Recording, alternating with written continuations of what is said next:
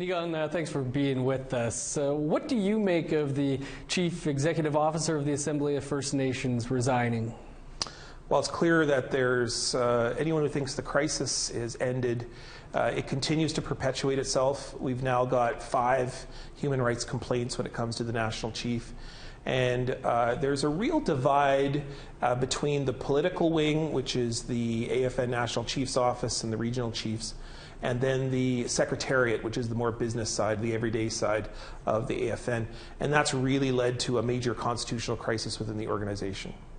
Some grassroots people, and I saw this on my Twitter feed as well, that they seem surprised that the APTN even had a CEO. Can you talk about the role and whether it's significant to lose the CEO? To get into this is a bit of a history lesson, so I'll be as brief as I can. When the APTN was set up under the National Indian Brotherhood back in the days of the White Paper in 1969, it was mostly a political organization.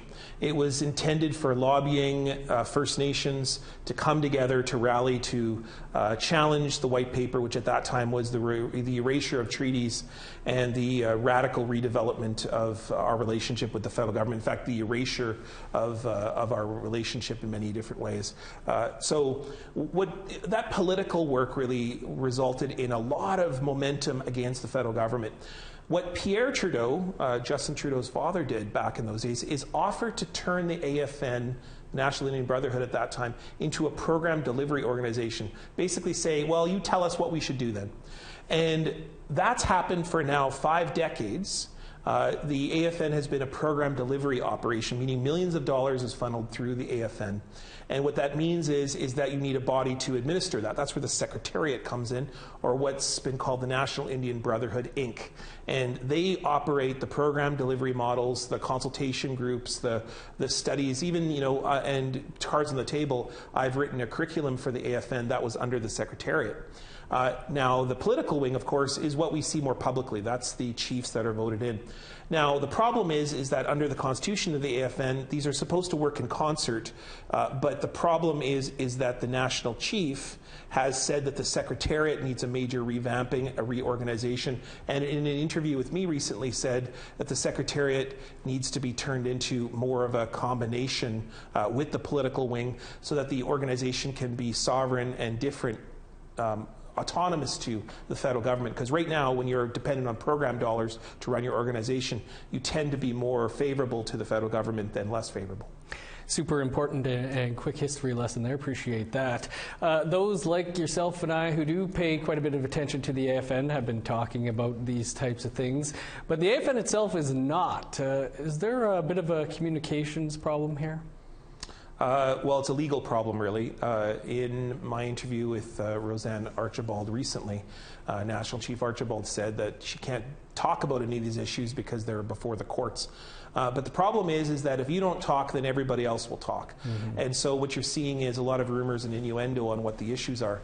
Here's the fact. The fact is that you have a national chief who is having a human resources crisis with the upper management of the more administrative wing of the organization. At the same time, you have forces within the political wing, the regional chiefs in particular, and the regional chiefs really don't represent a whole lot of people. Oftentimes they're voted in by a dozen, 20 or so chiefs within their provincial organizations, and they're working with some of those individuals who have been cast off from the Secretariat employees who had been creating momentum against the national chief. Say what you will about the national chief.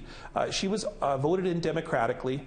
You either believe in democracy or not, and as we saw with the United States, even voting in Donald Trump, you didn't see people who were saying, oh, well, we throw out the results of the election. What people said was we just got to deal with the person in charge, and whether she wants to analyze the financial irregularities of the organization, do a human resource assessment, even if she wants to take a look at the Secretariat and completely change how the APTN does its business. I mean, she is the national chief. And so having these forces within the political and the administrative wing of the organization really leads to a crisis, but it's a rather self-imposed crisis, and that really is what people are talking about today. An organization in chaos is what the headlines most often read.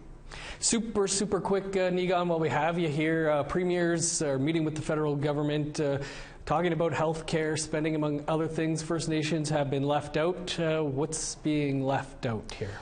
Well, there's many days where, as an Indigenous person, your head kind of explodes the way that Canada operates without First Nations leaving us out of the room. But these premier meetings, these First Minister meetings, are really a disgraceful moment when you don't have First Nations. I mean, healthcare alone.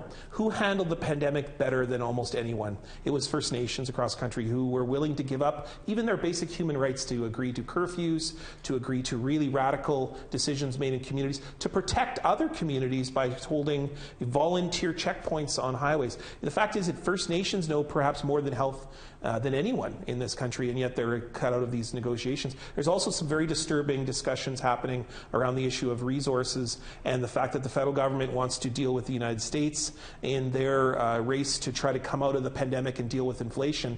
Canada's solution to that is to deal with and to try to extract more resources, encourage businesses on First Nations, and there's First Ministers discussions happening at those healthcare meetings talking about resource and, of course, using terms like red tape when they're discussing Indigenous rights. Our rights are never red tape. Our rights are constitutional. Always great to speak with you, Niigaan. Thanks for taking some time. Yeah, Miigwech, thanks so much.